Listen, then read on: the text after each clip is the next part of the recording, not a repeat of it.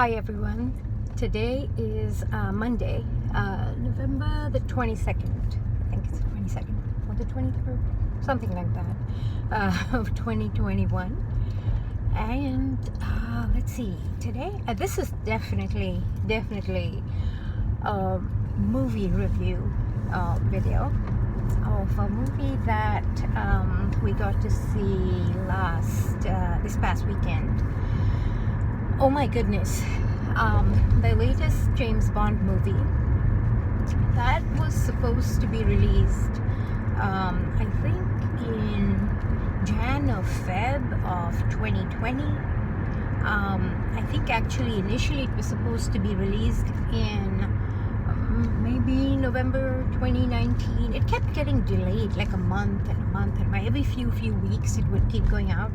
And the only reason I know this, that it just kept on getting delayed, was because I really love the James Bond series, and not so much for for the movie plot itself, but because I really love the soundtrack of the Bond series, and I like to then learn the song and I like to sing it on my Smule Sing karaoke app. Okay, so this year's one was the No Time to Die song, and I love that song. By the way, I did sing it and I put it on YouTube, but it's funny, YouTube gave me a strike or took down my video initially because they said I had some copyright thing, which was absurd because they blanked out parts of my voice where I guess I sounded like the main singer, the lady who actually sang it. And I appealed it, and I think they took it down or whatever. I don't know what they did. But it was absurd because I was like, no, the parts you're blocking out, that's still my voice. That's me singing. Yeah, I sound different when I sing. I don't know why, but whatever. Anyways, so this movie, oh my goodness. I think I understood exactly why it kept getting delayed. The release of this kept getting delayed because... And I may give out spoilers here, but I will not give out the ending spoiler, which I know if you look it up on websites, that's already out, I think. But in any case, I will not be the one to burst your bubble as far as the ending spoiler. However, the premise of this movie is bioterrorism and a bioweapon that can be passed through asymptomatic people, only to they can just carry it and then pass it on to people of a certain genetic profile and their whole family and everybody connected to them. Oh my God, when I so as soon as I that bit of the movie came out, I was like, oh my God. Wow. I was like, oh my God, this no wonder whoever whoever releases movies, they were probably like, okay, it had to come out in November, but you know what? We're just gonna wait because it's just the start of the whole pandemic. Yeah, did I just say that? Yeah, slip of the tongue. Freudian slips. Yeah, that happens. Anyways, yes, I'm being cheeky. So, they probably were like, oh, let's not release this in November. Then let's not release it in February. And in fact, because I think around that time, there was no lockdown per se, but people were starting to get sick, and it was a horrible flu season around Jan, Feb 2020. Everybody was getting sick around me, and my professor also. Goodness, I remember this one day. my professor was hacking on the right of me. Poor guy. He was like still teaching, even though he was, this pretty old guy, and he was like hacking on my right, and then one of my classmates is hacking on my left, and I was like, oh God, help. I didn't know any about, like, this thing was not out yet. Plus, because I don't watch news, I don't know.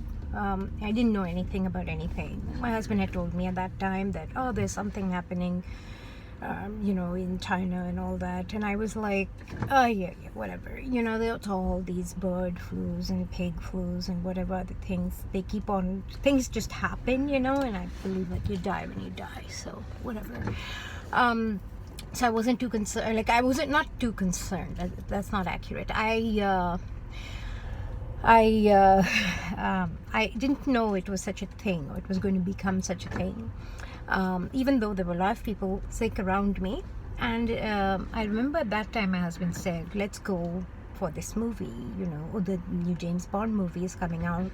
We should go." And I was like,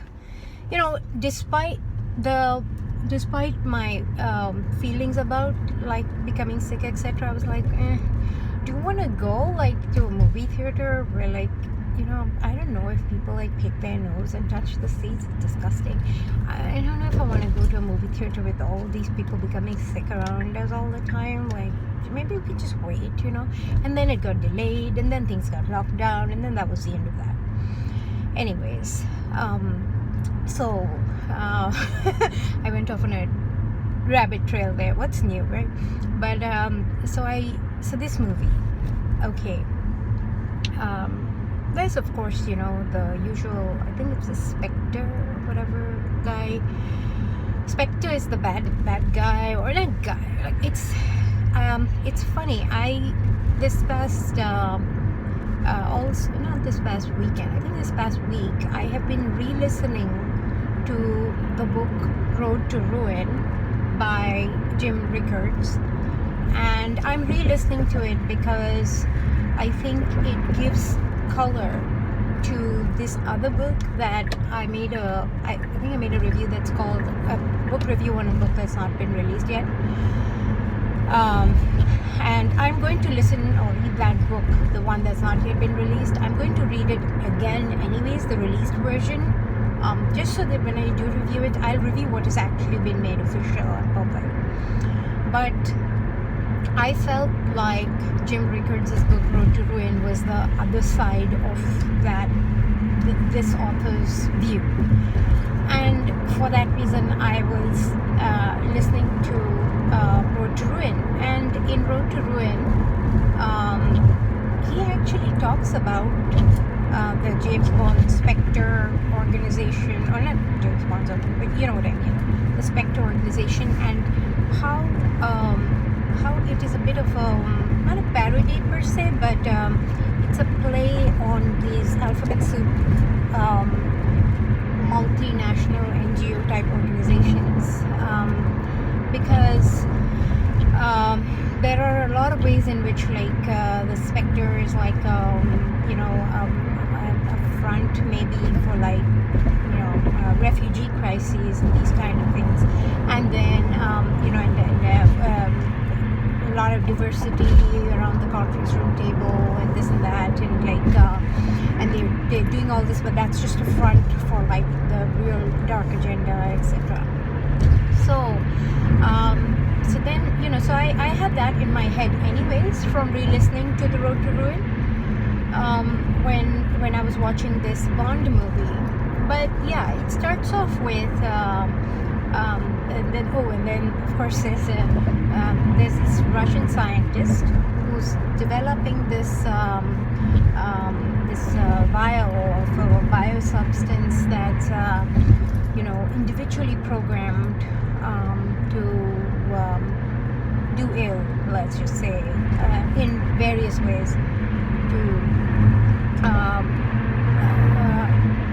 to your DNA strand, basically, and to alter it, and alter it in very interesting, not interesting, but in very dangerously interesting ways. Like, there's one where, like, if you're infected with it, then anybody that you will like kiss or touch or love, they'll die. So like basically you're like doomed to like be a hermit forever, so to speak. Though I don't know, given how much time I've spent at the monastery that I've gone to in Western Australia, you know, because monks don't touch each other. I mean, I don't know if they touch each other, but they don't touch. Well, I don't think they touch each other either. But they're not supposed to like touch. You're not supposed to touch a monk. I didn't know that, by the way. When I first went, I was like, "Oh, Ajahn Brahm." I was gonna give him a hug, and he was like, "Oh, you're not supposed to hug a monk." And I was like, "Oh shit, okay, I didn't know that." But anyways, why are telemarketers calling me? Okay. So, anyways, yeah, so given that monastics don't touch each other, and I kind of really got into the thing of like, you know, of monastic life, and it's not exactly the worst thing, you know, to not touch someone. In fact, though, okay, mixed bag on that. I'll set that aside. I think for children, touch and care is very, very important. Even for grown-ups, I guess it depends on your love language. But now I'm way off tangent. This movie, all right. So yeah, so it alters your genes in weird ways that so for sometimes these poisons are, you know, they alter you like in that fashion. The another one is like it just flat out kill you with like those sort of like Black Death type symptoms and whatnot. Anyways, so James Bond discovers this. Oh, and then, you know, one interesting twist is because I guess James Bond retired. I forgot in which movie he retired, because again, like I said, I usually only pay attention to the soundtrack and the music of the movie, but then I'm like an etch-a-sketch as far as the plot of the movie is concerned. Like I forget right away. I remember on some movie, I think where like half the population dies, or some Iron Man thing. The movie where Iron Man dies at the end, and that was like the big deal of the movie, the big spoiler, the big thing. Like it was almost like a funeral at the end of it. Like when you were leaving the movie theater, everybody was leaving as though they just came out for a funeral. It was pretty sad. But I remember that movie, I was like, oh, is this, oh, and this is related to that. And then my kids were like, no mom, that's Marvel, this is DC, or this is DC, that's Marvel, or God knows, something like that, or this is Marvel, that's DC. I have no idea who's who. And I was like, oh, I see. Okay, it's like Walmart and Target. All right, whatever. I get it. Okay, different companies. And they're like, no, mom, it's not just a company. It's like, it's a different series of things and different, like, a different storyline. I'm like, yeah, whatever. It's a different series of companies, okay?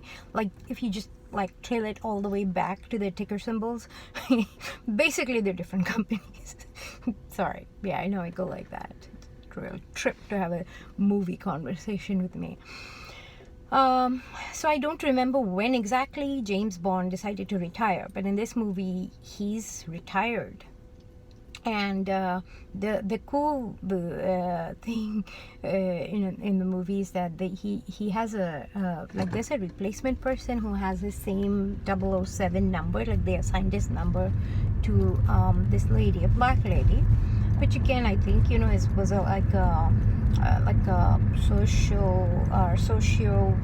current social climate sort of a not climate, you know what I mean, like so, the current zeitgeist. I think it was trying to go there, but nevertheless, you know, setting aside all those sort of things, it was really good. They worked together as a team really well. She actually, like, I guess out of respect, I think she said, like, you know, like permission to reassign him his number, because she herself was like, you know what, he needs to be the 007. And I think it was really cool and graceful that she did that, because of the ending, which I said I'm not going to give out the main spoiler on that, but I think that was really, really nice that she did that. Yeah, it was probably Was it the only James Bond movie that made me teary-eyed? Maybe. It was. Was it the only James Bond movie where he actually says "I love you"? And was it the only James Bond movie where? Well, it was definitely the only James Bond movie where he has a child in the movie, or yeah. So, yeah. Overall, it was just an incredible movie. I loved it, and I may have got a bit sentimental during the movie. What else do I have to say about the movie? I understand completely now why it was not released. I understand now why it was not released when at the original date, given the rest of the things that have happened on the planet since that time. But I highly recommend that if you've not seen the movie, go see it. It will open your eyes, especially as far as the nature of biological weapons and that sort of thing. Okay, thank you for listening. Bye.